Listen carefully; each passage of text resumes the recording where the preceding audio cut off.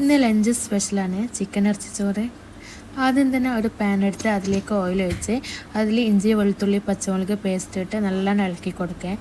പിന്നെ അതിൽ ഉള്ളിയും പിന്നെ ആവശ്യത്തിന് ഉപ്പും കൂടി ഇട്ട് നല്ലോണം ഇളക്കിയതിന് ശേഷം അതങ്ങ് അടച്ച് വെക്കാം കേട്ടോ.